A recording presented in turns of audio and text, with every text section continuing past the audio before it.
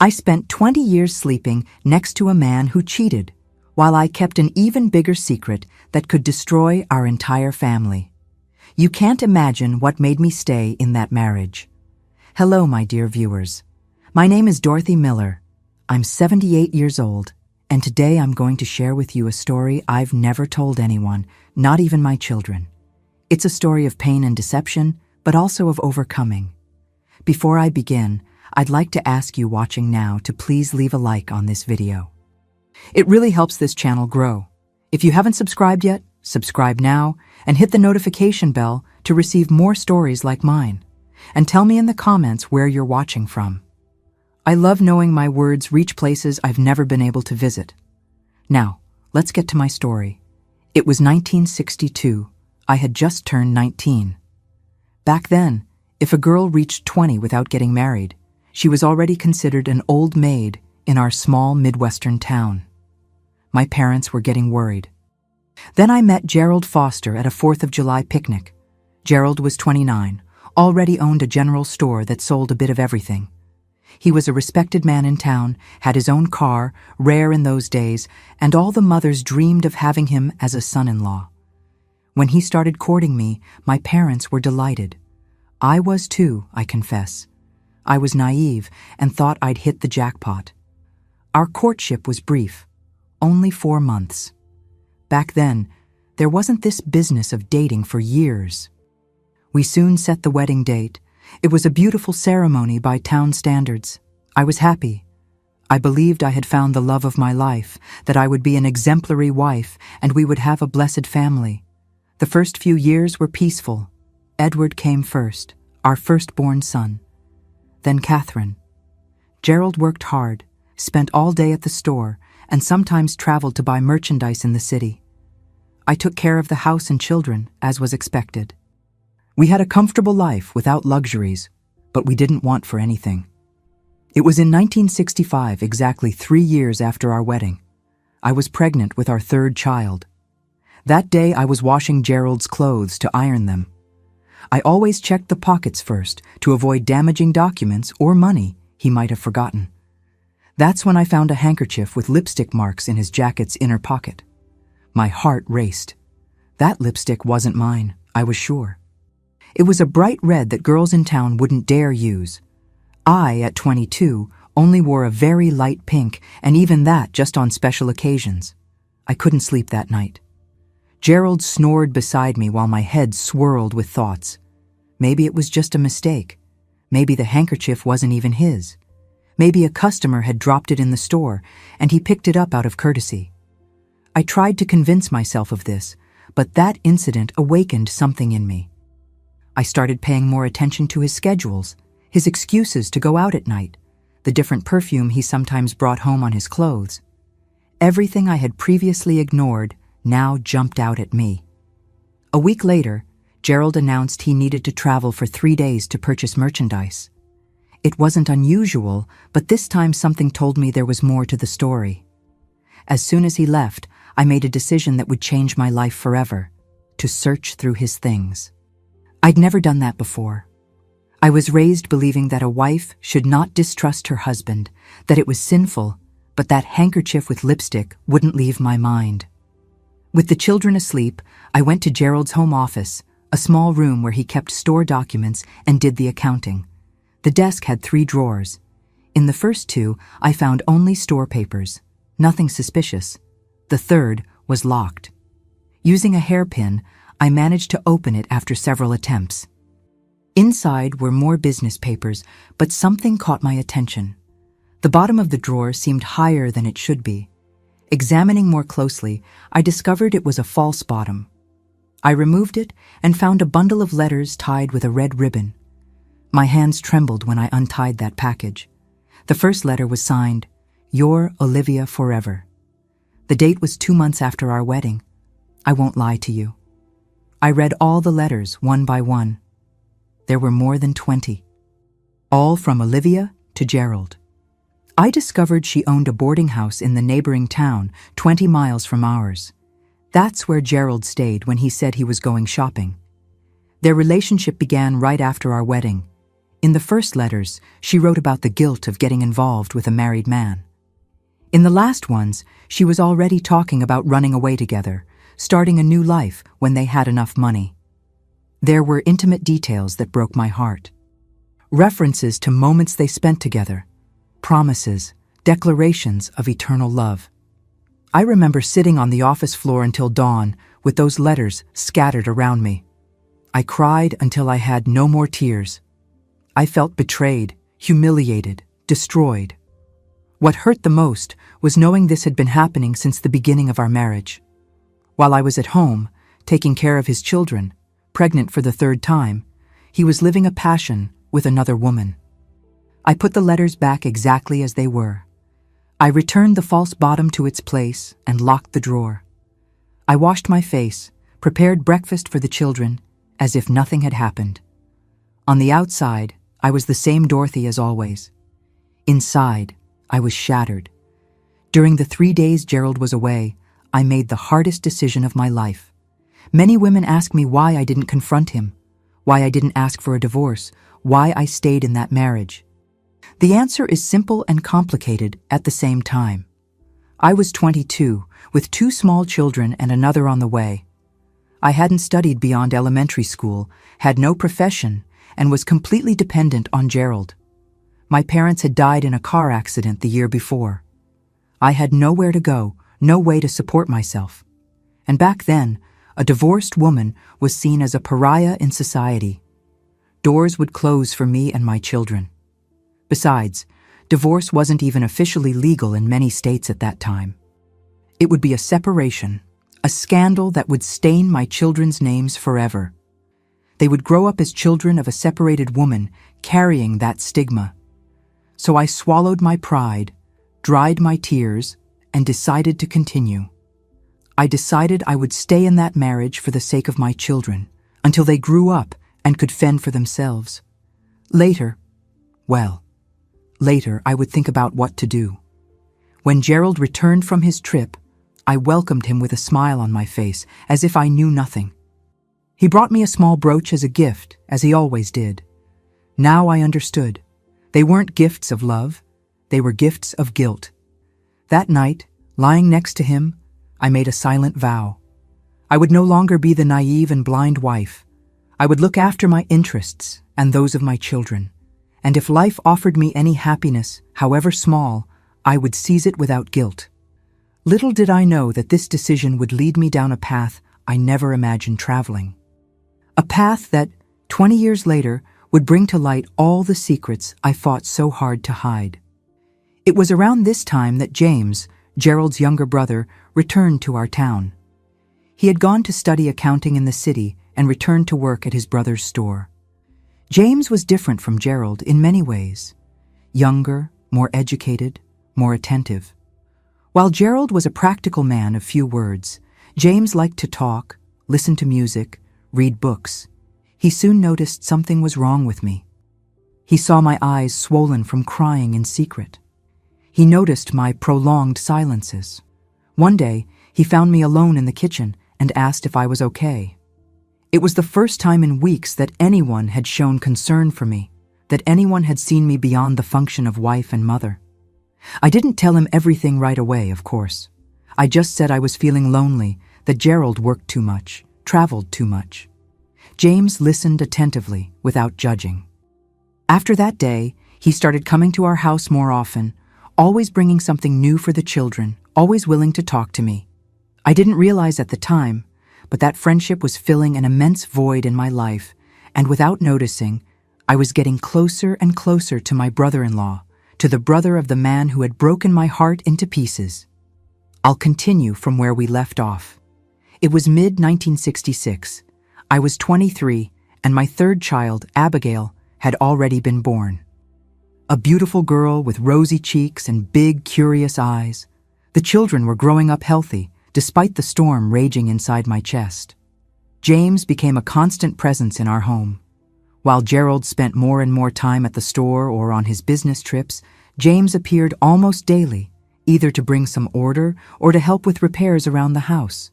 He always had time to play with the children, always asked how I was doing. I remember well one afternoon when I was washing clothes in the backyard. The children were playing in the yard. Gerald was at the store. James appeared bringing a bag of fresh oranges. "Dorothy, I saw these oranges and remembered the kids like them," he said, smiling in that shy way only he had. As I dried my hands on my apron, he looked at me differently. "You look worn out. Is something bothering you?" he asked. At that moment, something inside me collapsed. I started crying. I tried to hide my face, but couldn't control the sobs. James led me to the bench under the maple tree, away from the children's eyes. There, for the first time, I unburdened myself. I didn't tell him about the letters, didn't mention Olivia, but I said I knew about Gerald's affairs, that I was living a marriage of appearances, that I felt alone and betrayed.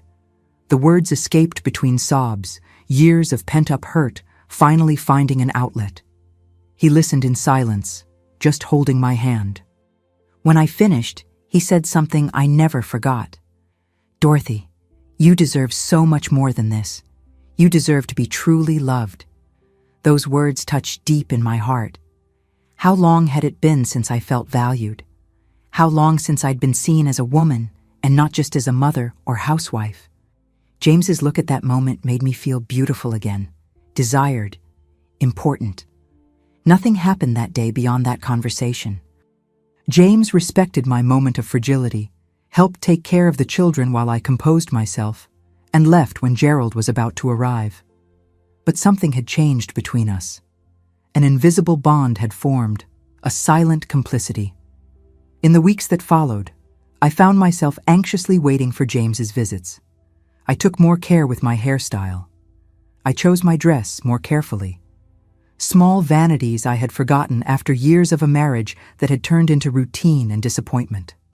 It was on a Sunday in August that everything changed between us. Gerald had traveled to buy merchandise, or at least that's what he said. James appeared late in the afternoon to bring medicine for Edward's cold.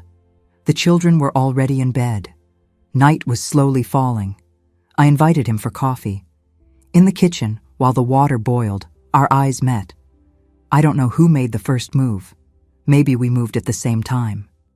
I just know that in an instant we were in each other's arms, in a desperate kiss, as if our lives depended on that moment. Was it wrong? Perhaps in the eyes of the world, yes. But at that moment, I could only think that, for the first time in years, I didn't feel alone. Someone desired me, saw me, valued me. James whispered sweet words as he kissed my neck. He said he had secretly loved me since we were young, even before I met Gerald. Our first encounter was right there in the kitchen of the house I shared with his brother, quick, intense, desperate. Afterwards, sitting at the table with the forgotten coffee cooling in the cups, we talked about what had happened. Guilt weighed on both of us, but there was also relief, as if we had finally admitted a feeling that had been there for a long time, hidden. "This can't happen again," I said, though my entire body belied my words. "I know," he replied, holding my hands across the table, "but I also know I can't stay away from you anymore."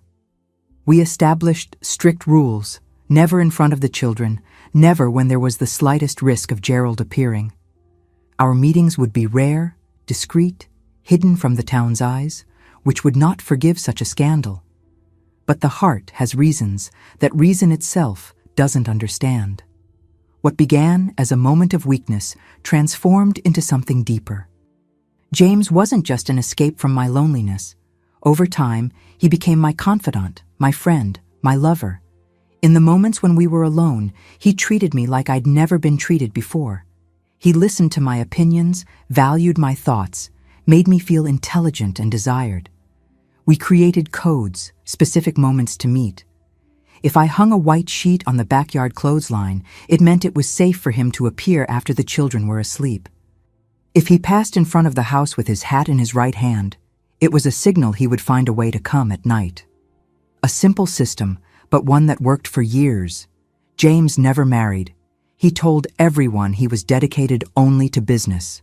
In truth, his life revolved around that family, his brother's family, the children he adored, the woman he secretly loved. He lived in a small room at the back of the store, a solitary existence in the eyes of society. Time passed, and with it grew our intimacy, our complicity. Meanwhile, Gerald continued his travels, his absences. If he noticed any change in me, he never commented. Perhaps he was too busy with his own double life to notice mine. In 1968, something happened that would further complicate our situation. I discovered I was pregnant again. The problem was that in recent months, I had been with both Gerald and James. I wasn't sure who was the father of the child growing in my womb. Panic overtook me. I told James as soon as I confirmed the pregnancy. He paled but didn't run from the responsibility. "If it's my child, I want to be part of their life, even if no one knows the truth," he said. When I told Gerald about the pregnancy, he seemed genuinely happy. In those days, more children meant more hands to work in the future, more security for the parents in old age. He didn't question, didn't suspect. Why would he? I was his faithful wife in the town's eyes, the exemplary mother of his children, the perfect housewife everyone admired. The months of pregnancy were filled with constant anxiety.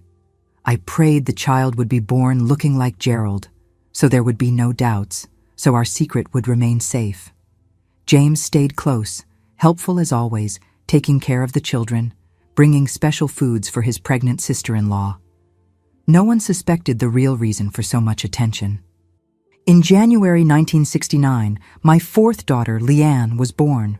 A strong, healthy girl with dark hair and big eyes. When I looked at her for the first time, my heart raced.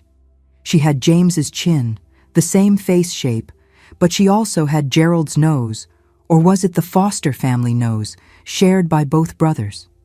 On the day of the baptism, I observed the faces of both men as they looked at little Leanne. Gerald, proud as any father, held the girl in his arms to show friends and acquaintances. James, discreet as always, watched from afar, with a look that mixed love and sadness. That night, when everyone had gone, James found a moment for us to be alone. He looked at Leanne, sleeping in her crib, and whispered, "No matter whose daughter she is biologically, I will love her as I love Edward, Catherine, and Abigail. I will be present in her life, even if just as an uncle." The following years were a delicate balance, raising 4 children, maintaining the appearance of a normal marriage, hiding a relationship that could destroy our family and our place in the community. James became the children's favorite uncle, the one who brought presents, told stories, taught them to fish in the river. Gerald, always busy with the store, which was now expanding to a second location in the neighboring town, hardly noticed his brother's constant presence in his house. In 1971, something changed in the dynamics of our strange family. Olivia's letters stopped coming. During a cleanup in the office, I checked the false bottom of the drawer. The old ones were still there, but no new ones had been added. Gerald started spending more time at home, traveling less. Was it the end of his relationship with the boarding house owner? I never knew for sure, but I noticed a change in his behavior. He was more attentive, more present. This should have made me happy. It should have been an opportunity to rebuild our marriage. But it was too late. My heart belonged to another man, to my husband's brother. And that secret was becoming increasingly difficult to carry. Leanne grew up showing traits, sometimes of one, sometimes of the other foster brother. Sometimes I caught myself studying her face, looking for signs that might reveal her true paternity. James did the same, always discreetly. Gerald, completely oblivious to the situation, just took pride in the smart daughter who got good grades at school. One day, when Leanne was almost 4, Gerald made a casual comment during dinner. "This girl is the spitting image of my dad when he was young. Look at those eyes, that way of smiling. She's a genuine foster." James and I exchanged a quick glance, a moment of shared panic, but Gerald didn't notice, busy cutting meat on his daughter's plate. It was both a relief and an irony. The family resemblance that could have given us away was also our perfect protection. After all, who would question the similarity between uncle and niece when both came from the same lineage? The meetings with James became scarcer over time, but no less intense. Routine, growing children, increasing responsibilities. Everything conspired to make our moments alone more difficult. But we always found a way, even if just to talk, to exchange confidences, to keep alive that connection that had become essential to both of us. In 1975, Gerald decided to build a new house, larger, on a plot away from downtown. The store was prospering. He was now a man of means. The new house had rooms for each child, a spacious living room, a modern kitchen. For me, it represented a bigger prison, more beautiful, but still a prison. For James, it meant more difficulty in meeting us, since it was far from the store where he worked and lived. It was during this time that I began to wonder if I should tell the truth to the children, at least to Leanne. She had the right to know who her real father was, but would the truth only bring more pain, more confusion? James and I discussed this many times, always reaching the same conclusion. Silence was cruel, but the truth could be devastating. We decided to wait until she was an adult, until she could better understand the complexity of human relationships, the mistakes we made, the choices we made. Meanwhile, I lived in a precarious balance between two worlds, two loves, two lives. By day, I was Mrs. Foster, wife of the prosperous merchant Gerald, dedicated mother, exemplary housewife. In the rare stolen moments, I was just Dorothy, the woman who loved and was loved by James, who dreamed of a different life, with the freedom to love openly. The 70s brought changes to the country and our small town. Television arrived, bringing soap operas, news, a wider world. Women were beginning to work outside the home, to question their traditional roles. My oldest daughter, Catherine, talked about going to the city to study, something unthinkable in my youth. I observed these changes with a mixture of admiration and envy. What would my life have been like if I had been born a decade later? If I had had the opportunities my daughters now had? Perhaps I wouldn't be trapped in a marriage of appearances, divided between duty and desire, carrying a secret that weighed more with each year. What I didn't know was that this carefully maintained balance would soon begin to crumble. That a casual comment, a closer look, an unexpected coincidence would initiate the unraveling of a truth I had fought so hard to hide. Now I'll tell you when our house of cards began to shake. It was 1979. More than a decade had passed since the beginning of my relationship with James. Leanne, that girl whose paternity was always shrouded in silent doubt, was already 10 years old. Our family had prospered financially. Gerald now had 3 stores, 1 in our town and 2 in neighboring towns. James managed one of them, which meant he spent less time in our town.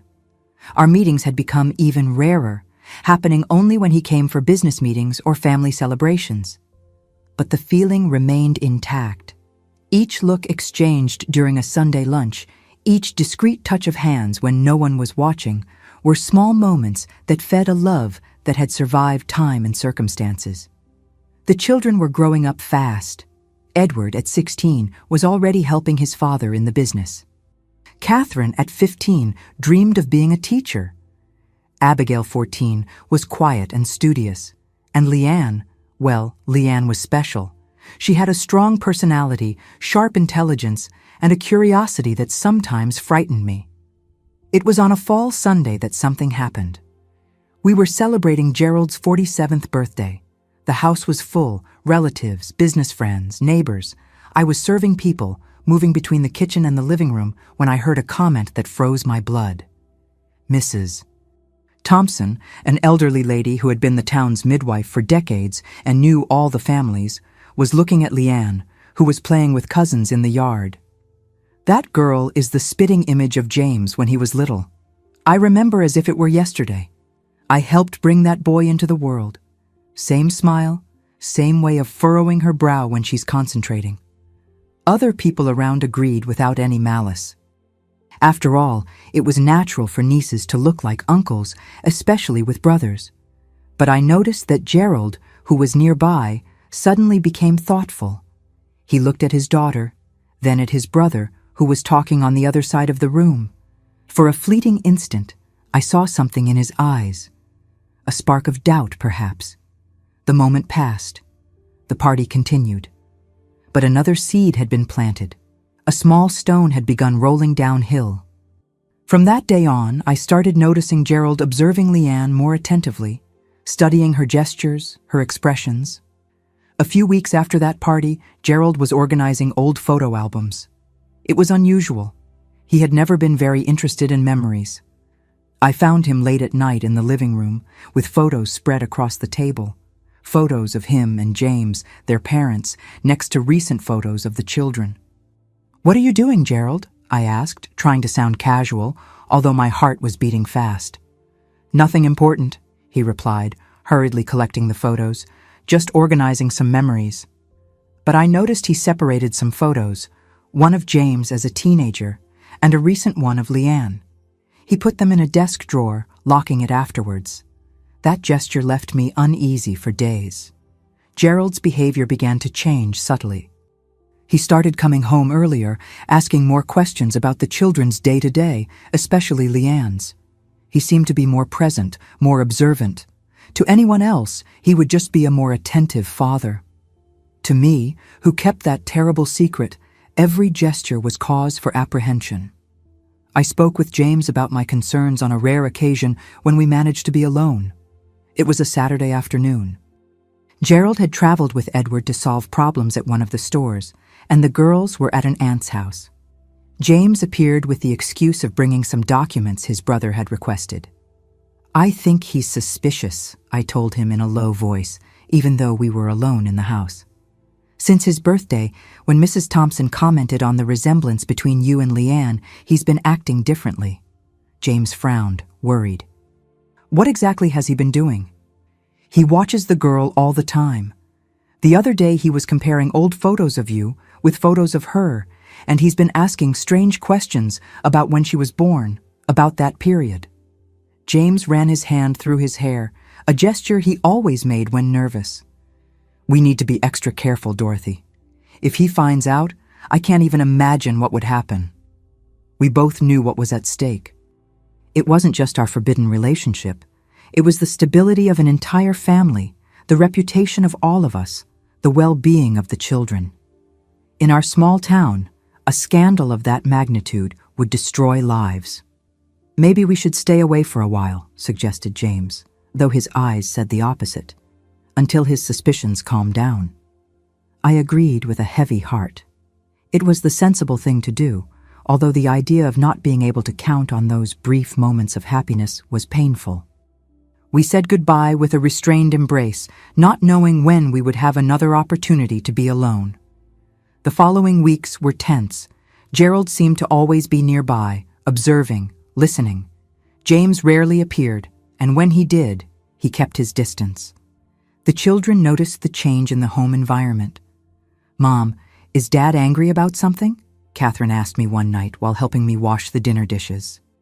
"No, honey, he's just worried about work," I replied, forcing a smile that didn't convince even myself. The winter of 1979 was particularly cold, not only because of the weather, but also the atmosphere in our home. Christmas was approaching, traditionally a time when the whole family gathered, including James, who always spent the holidays with us since he had no family of his own. On Christmas Eve, as I prepared the feast, Gerald appeared in the kitchen with an envelope in his hand. "Dorothy, I need to talk to you," he said, with a seriousness that frightened me. I dried my hands on my apron, trying to control the tremor that was beginning to take over my body. "What is it, Gerald?" He placed the envelope on the table. "Yesterday, I went to the downtown store to get some documents. The drawer of James's desk was open. I found this." With trembling fingers, I opened the envelope. Inside was a photo of me, taken years before at a family picnic. On the back, in James's unmistakable handwriting, was written, "To my Dorothy, the love that destiny denied me, eternally yours, J." The world seemed to collapse around me. That photo, that dedication, how could James be so careless? How could he keep something so compromising? I looked at Gerald, expecting to see fury in his eyes. Instead, I saw something worse: pain, disappointment, disbelief. "It's true, then?" he asked in a low, contained voice. You and my brother? I couldn't answer. The knot in my throat prevented the words from coming out. Silent tears began to run down my face. How long, Dorothy? How long have you been betraying me with my own brother? Finally, I found a voice to speak. Gerald, I can explain. Explain what? That you sleep with my brother behind my back, that you make a fool of me in front of the whole town. You were the first to betray, I said, the words escaping before I could contain them. With Olivia from the boarding house, since the beginning of our marriage. He paled. What are you talking about? The letters, Gerald. The letters you keep in the false bottom of the desk drawer. I found them years ago. I know everything about you and Olivia. It was his turn to be speechless. For a long moment, we stood there in the kitchen that smelled of Christmas dinner. Two strangers who had shared a life for almost 20 years, finally confronting the lies that had sustained that union. So that's why, he finally said, his voice loaded with bitterness. Is it out of revenge that you slept with my brother? To punish me? I shook my head. No, Gerald. At first, maybe. I was hurt, feeling betrayed, but then it became more than that. A heavy silence fell between us. Outside, we could hear the voices of the children arriving from their aunt's house, excited about the approaching Christmas. The world continued turning, oblivious to the earthquake shaking our family. Leanne, Gerald said suddenly, as if a final piece of the puzzle had fallen into place. She's not my daughter, is she? I wanted to lie. I wanted to protect that last barrier, that secret that could crumble everything that remained. But I was tired of lies, tired of living in the shadows. I don't know, I answered honestly. She might be yours, she might be his. We've never been sure. Gerald closed his eyes as if trying to absorb the blow. When he opened them again, I saw determination in his gaze. I want him out of my house, out of my business, out of our lives. Today. Gerald, please. It's Christmas Eve. The children will notice. They'll ask questions. I don't care, he cut me off. I'm not going to spend Christmas with the man who slept with my wife and may have made me raise his child as my own. He has 1 hour to pack his things and leave the store. If he doesn't go willingly, he'll go forcefully. And what about the children? What will we tell them? For now, nothing. We'll say James had an emergency, that he had to travel. Later we'll decide what to do. The children entered at that moment, bringing the buzz of youth to that kitchen loaded with tensions. Gerald forced a smile, caressed Leanne's head when she ran to hug him, acting as if he hadn't just discovered she might not be his daughter. Later he left, telling the children he needed to resolve an urgent matter. I knew he was going to confront James, to expel him from the life he had built in our town. I stayed at home preparing the feast with automatic movements, trying to maintain normalcy for the children, while inside I was shattered. When Gerald returned, hours later, his face was closed, his eyes red. From anger or crying, I couldn't tell. It's done, he said in a low voice, so only I could hear. He's gone. That was the saddest Christmas dinner of my life. The children noticed the absence of their beloved uncle, asked questions. Gerald told the story we had agreed upon, an emergency, an unexpected trip. But the atmosphere was heavy, the Christmas joy completely absent from our home. When everyone was already asleep, Gerald came to find me in the kitchen, where I was finishing putting away the dinner leftovers. I don't want to share the bedroom with you anymore, he said, without beating around the bush. I'll sleep in the office from now on. I nodded in silence. It was expected. In fact, it surprised me that he still wanted to keep up appearances, continue living under the same roof. Why do we stay together then? I finally asked. For the children, he replied without hesitating. They don't deserve to grow up in the middle of a scandal. They don't deserve to carry this burden. We'll continue as we are until the youngest is old enough. Then each one goes their own way. And what about Leanne? I dared to ask. What will we do about her? Gerald hardened his gaze. She is my daughter. I raised her. I supported her. I loved her for 10 years. It doesn't matter whose blood runs in her veins. She is a foster, my daughter, and will continue to be so. Never touch on this subject again." With that final declaration, he left the kitchen, leaving me alone with my thoughts, my regrets, my uncertain future. Christmas 1979 marked the end of one era in our family and the beginning of another, one based no longer on secrets and lies, but on a painful truth that no one was fully prepared to face. And what about James? Where did he go? What happened to him after that fateful night?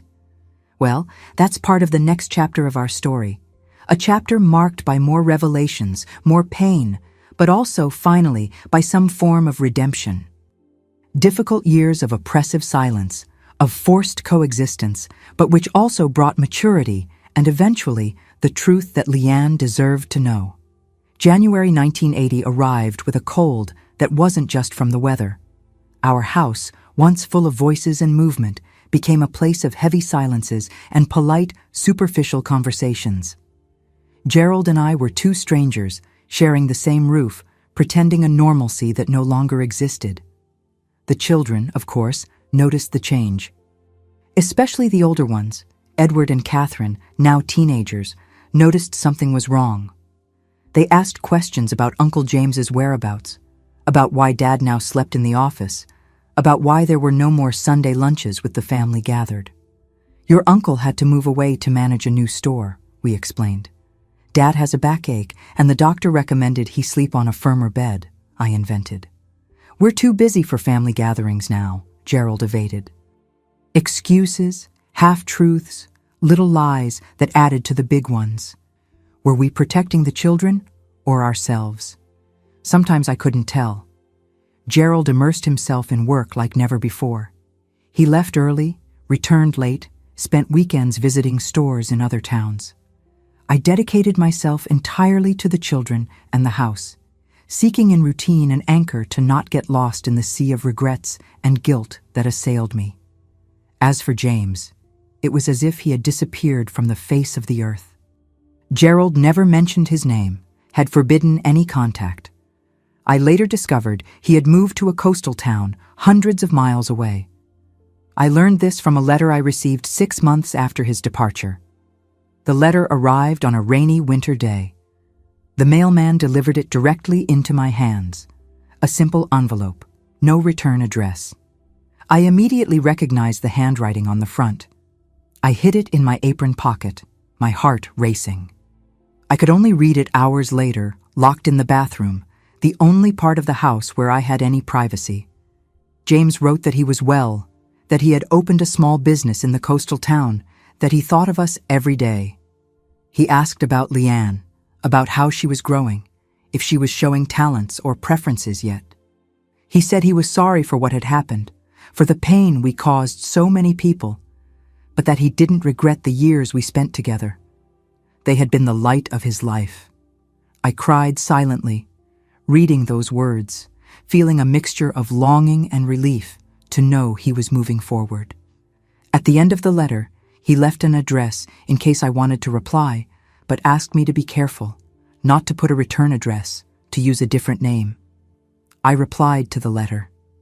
Of course, it was dangerous, risky, but I needed that contact, that connection with someone who really knew me, who knew who I was beneath the mask of perfection I continued to wear before society. We thus began a clandestine correspondence that lasted for years. Hidden letters, read in secret, destroyed afterward. It was risky, but it was also my only consolation in that life of appearances I led. Meanwhile, the children grew. Life continued. Edward, at 18, decided to follow in his father's footsteps in business. Catherine finished high school and went to study education in the city, the first in the family to seek higher education. Abigail, always quiet and observant, helped me with household chores and dreamed of being a nurse.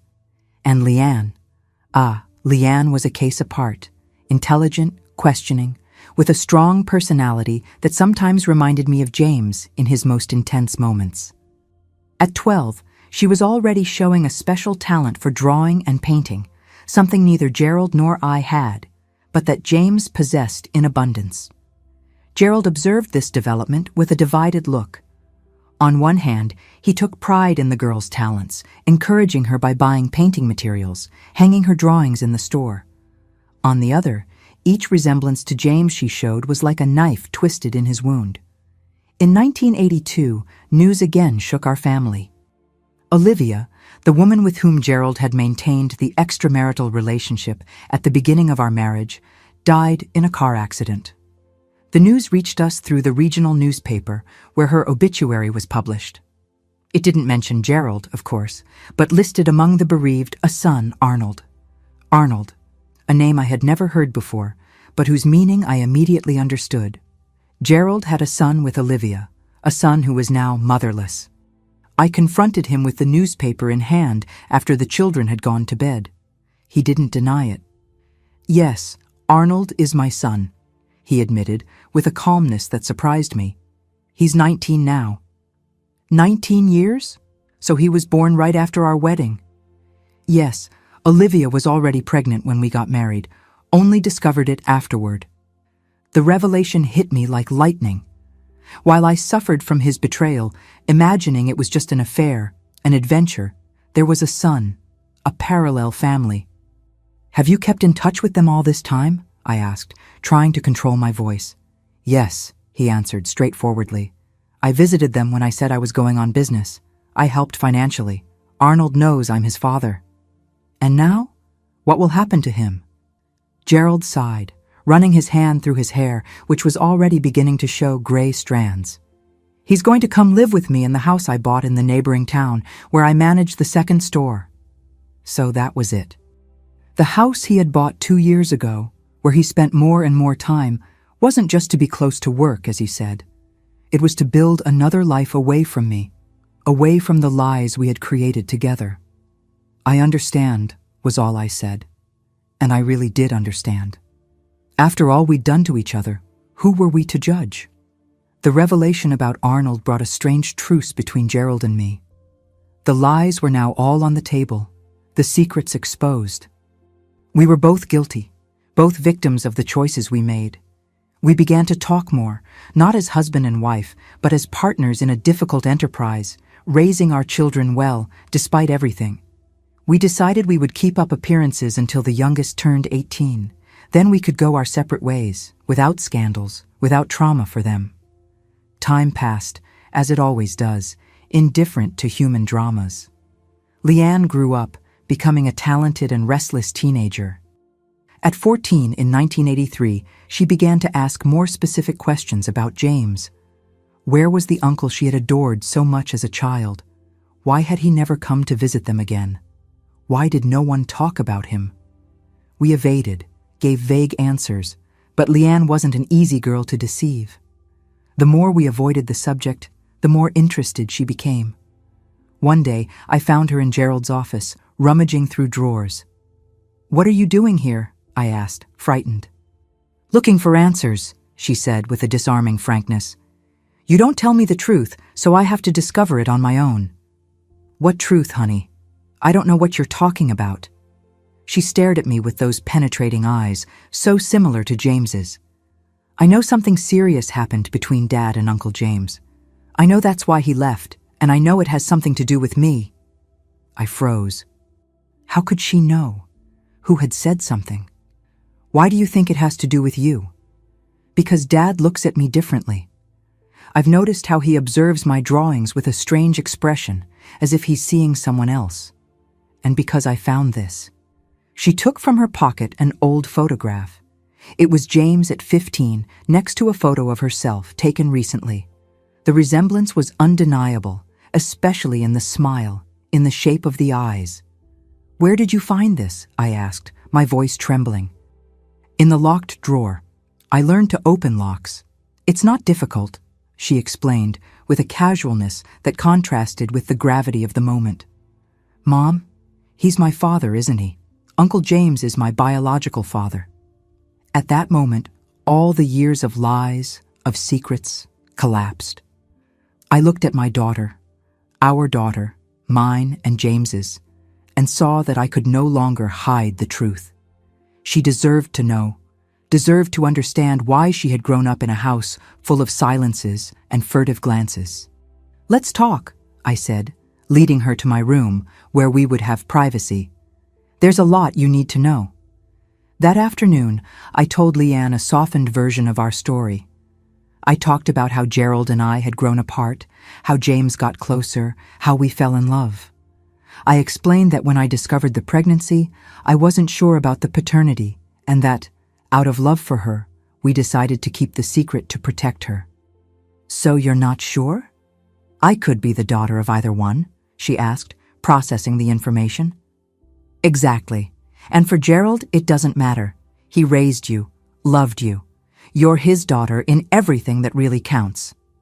"But Uncle James, does he know about this possibility?" "Yes, he knows, and he loves you very much too. He always has." "Where is he now? I want to meet him. I mean, meet him for real, knowing what I know now." I hesitated. Gerald would be furious if he knew about this conversation, even more so if I facilitated a meeting between Leanne and James. But looking at my daughter's determined face, I knew I couldn't deny her this. "He lives in a coastal town. I have the address," I admitted, thus revealing that I had maintained contact with James all those years. Leanne's eyes sparkled. "I want to write to him, and I want to visit him when possible." "Your father, Gerald, can't know," I warned. "He still suffers a lot from all of this." "I understand," she said with surprising maturity for her 14 years. "It will be our secret for now." Thus began another phase of our complicated family history. Leanne began exchanging letters with James, telling him about her life, her dreams, her artistic talents. He responded with the same enthusiasm, sharing stories from his own youth, giving advice, nurturing her passion for art. In 1985, when Leanne turned 16, we organized her first meeting with James. We invented a school trip to a museum in the city, and from there she took a bus to the coastal town. I spent days anxious, fearing Gerald would discover that something would go wrong, that Leanne would be disappointed. When she returned, 3 days later, her eyes were shining in a way I hadn't seen in a long time. "He's amazing, Mom," she told me excitedly. "We have the same tastes, the same mannerisms. He showed me the paintings he makes. They're beautiful. He promised to teach me new techniques." The meeting was such a great success that they became regular. Every 6 months, we invented an excuse for Leanne to travel to James. Art courses, museum visits, exhibitions. Gerald, absorbed in his own problems and in building his new life with his newly discovered son, didn't question much. It was during one of these visits, when Leanne was 17, that James suggested something that would again change the course of our family history. "There are tests now," Leanne told me upon returning. "Tests that can determine with certainty who my biological father is. Uncle James, maybe my father, says we can do them if I want to know the definitive truth." Paternity tests were starting to become more accessible in America, although they were still expensive and performed only in large centers. Leanne wanted to take the test. She wanted to be sure. "And if the result shows that Gerald is your biological father?" I asked, concerned about how she would react. "It won't change anything," she replied with conviction. "James will continue to be important in my life.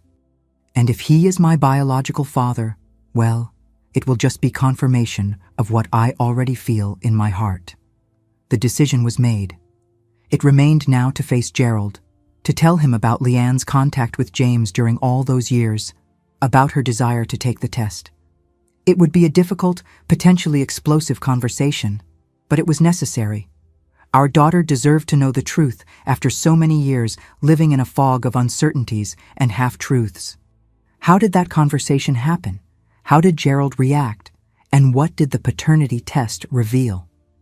It was July 1986. Leanne had just turned 17. The paternity test was scheduled for the next month at a laboratory in the city. Before that, however, we had a barrier to overcome. Tell the truth to Gerald, obtain a sample from him for the test, and prepare him for the possibility of discovering he was not the biological father of the daughter he had raised with so much love. I spent weeks mentally rehearsing that conversation. How to tell a man that his daughter maintained secret contact with his brother, the same man who had betrayed him with his wife. How to ask him to participate in a test that could confirm his greatest pain. It was Leanne who took the initiative. One night, when we were having dinner, just the three of us, the other children had already left home following their own lives, she put her silverware on her plate and said, with the firm voice she had inherited, I don't know from which of the Foster brothers, Dad, we need to talk about Uncle James.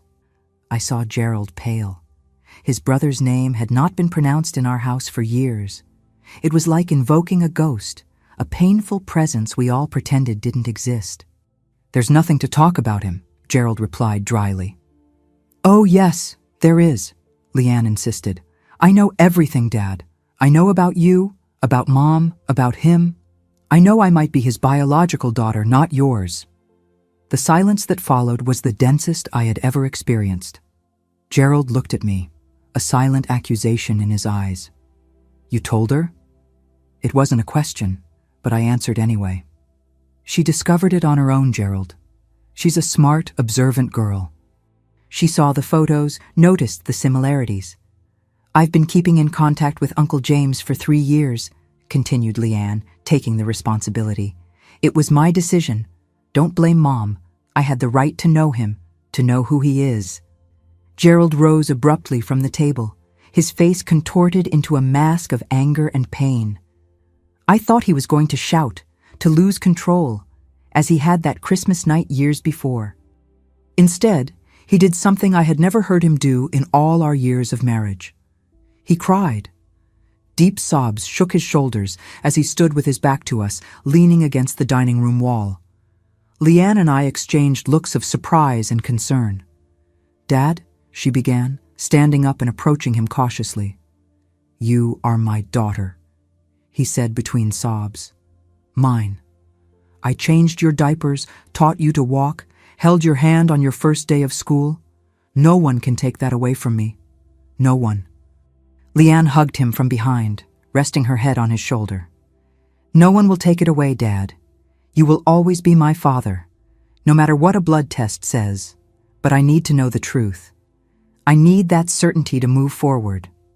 Slowly, Gerald calmed down. We returned to the table. The three of us, the dinner forgotten. We told him everything. How Leanne had discovered the secret. How she started exchanging letters with James. The secret visits. The decision to take the test. Surprisingly, after the initial emotional explosion, Gerald listened to everything with a calmness that disconcerted me. When Leanne finished speaking, he remained silent for long moments, as if digesting every word. Did you forgive him? He finally asked, looking at me. Did you forgive James for what he did? For what you two did? The question caught me off guard. Forgive. I had never thought in those terms. I don't know if it's a matter of forgiveness, Gerald. We all made mistakes in this story. You, me, James. We all hurt each other. And you? He asked Leanne. Do you forgive me for keeping you away from him all these years? For lying to you? Leanne smiled sweetly. There's nothing to forgive, Dad. You did what you thought was right at the time. You were hurt, wounded. Anyone would have reacted the same way. Gerald nodded thoughtfully. This test, when will it be? Next month in the city. And if I refuse to participate? Then we'll just do it with James, I replied. The result won't be conclusive, but it will give some indication. He sighed deeply. No, if we're going to do this, we'll do it right. I want to be there. I want to look my brother in the eyes after all these years. I want to understand how all this happened. That's how, on a hot morning in August 1986, the four of us met in the waiting room of a laboratory in New York City. It was the first time in almost 7 years that Gerald and James had seen each other. The initial meeting was tense, formal, rigid handshakes, cautious looks. James had aged, gray hair at his temples, deeper lines around his eyes. Gerald was also no longer the vigorous man of before. Gallbladder surgery the previous year had left him thinner, more fragile. Side by side, however, it was still possible to see the resemblance between the brothers, the same strong chin, the same face shape. And Leanne, standing between them, seemed to be the materialization of that blood tie, traits from one, gestures from the other, a living bridge between two men who were once so close. The procedure was quick. Blood collection, signing papers. The result would take a few weeks. We left the laboratory in an uncomfortable silence, none of us knowing exactly how to proceed. It was Leanne who broke the ice. "I'm starving. Can we have lunch together? I know a restaurant nearby." Gerald and James exchanged surprised looks. Both seemed about to refuse. But something in Leanne's hopeful face, that girl whom both loved, each in his own way, made them yield. The lunch began awkwardly, with superficial conversations about the weather, the food, the trip. Gradually, however, the tension diminished. Leanne told them about her plans to study arts in college. James mentioned the small gallery he had opened in the coastal town. Gerald talked about how Edward was taking on more responsibilities in the stores. At one point, I caught myself observing the scene with a strange sensation. There we were, the four protagonists of a story of betrayal and secrets, talking almost like a normal family. There was a fragile truce in the air, a tacit agreement of civility in the name of Leanne. When we said goodbye, James invited Gerald to visit his art gallery someday. Gerald didn't accept immediately, but neither did he refuse. "Maybe," he said simply. It was more than any of us expected. The following weeks were of anxious waiting. Leanne alternated between moments of excitement about finally discovering the truth and periods of nervousness about how this would affect her relationship with the two men she considered fathers. Gerald was strangely calm. One night, I found him in the office, looking at old photo albums. "You know," he said without looking up, "I've been thinking a lot these last days about Leanne, about you and James, about everything that happened." I sat down beside him, uncertain about what to say. "I think I always knew deep down," he continued, "ever since she was born. There was something about her, in the way she looked, smiled, that reminded me of James when we were children. I tried to ignore it, convince myself it was just the family resemblance. Gerald, Let me finish," he interrupted gently. "What I want to say is that maybe the test will just confirm what my heart already knows, and I'm starting to accept that. How can you, after everything that happened?" He gave a sad smile. "I have my own secrets, Dorothy, my own regrets. Arnold, my son with Olivia, is 24 now. A grown man who grew up without a present father, only with occasional visits. When Olivia died and he came to live with me, I had to face the consequences of my choices." And how is he?" I asked, realizing we almost never talked about Gerald's other son. "Well, he's a good boy, intelligent, managing the store in the neighboring town now. He wants to meet his half-siblings someday, especially Leanne. They're almost the same age." The mention of half-siblings brought to the surface a reality I tried not to think about. Our family was much more complex and fragmented than anyone could imagine looking from the outside. The test result arrived on a rainy Tuesday in September. Leanne was at school. Gerald and I opened the envelope together in the silence of the dining room, where we had shared so many tense meals. The document was full of technical terms, numbers, percentages, but the conclusion was clear. There was a 99.9% probability that James was Leanne's biological father. Gerald read and reread the paper as if expecting the words to magically change. Finally, he folded it carefully and returned it to the envelope. "Well," he said, his voice surprisingly firm, "now we know." "How are you feeling?" I asked, concerned about his reaction. "Strangely at peace," he replied after a pause. "As I said before, I think I already knew. And these last few days have made me think a lot about family, about fatherhood, about what it really means to be a father." That night, when Leanne came home from school, we told her the result. She listened in silence, her eyes passing from me to Gerald, trying to assess how he was receiving the news. "Does this change anything between us, Dad?" she finally asked, her voice small, almost childlike. Gerald approached her, took her hands in his. "You are my daughter, Leanne. You always have been. You always will be. A piece of paper can't change that." She hugged him, crying silently. Over her shoulder, Gerald looked at me and nodded slightly. A silent understanding passed between us. It was time to leave the past behind, to move forward, for Leanne, for ourselves. In the weeks that followed, a subtle transformation began in our family. Gerald called James, told him about the test result. He invited him to come to our town for a Sunday lunch, the first in almost 7 years. James accepted hesitantly. When he arrived, he brought gifts for everyone, including Gerald, a set of antique brushes he had found in an antique store, knowing about his brother's recent interest in painting, a hobby that Leanne had encouraged him to try. The lunch was less tense than expected. Edward and Catherine were invited along with their respective spouses.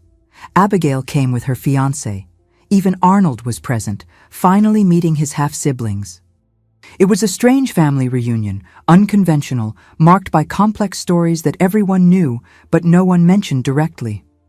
But there was also laughter, conversation, a sense that, despite everything, we were a family, different, broken and mended in several places, but still a family. In the years that followed, a new normalcy was established. Gerald and I remained legally married, although we lived separate lives. He spent more time in the other town with Arnold. I stayed in the original house, where Leanne lived until she went to college.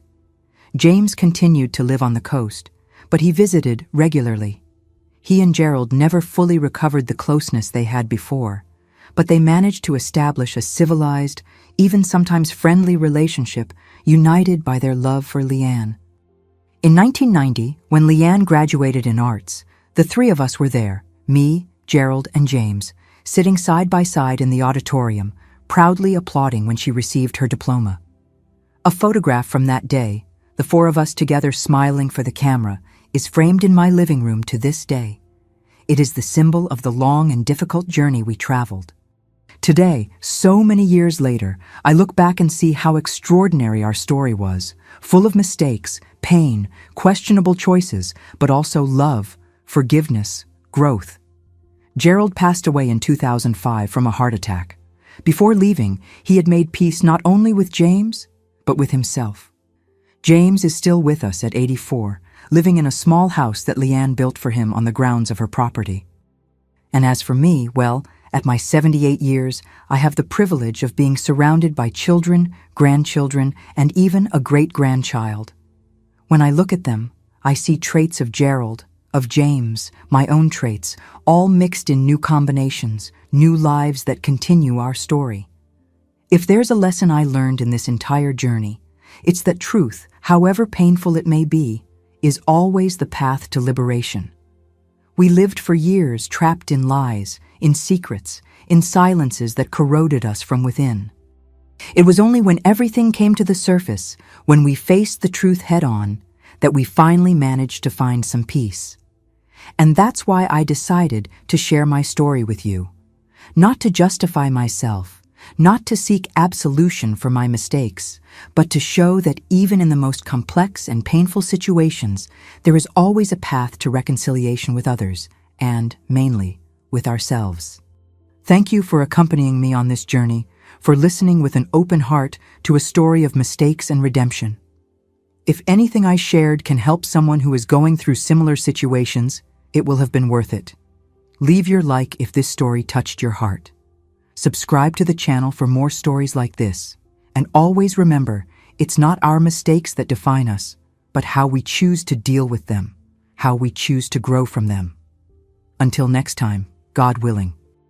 May He bless each one of you.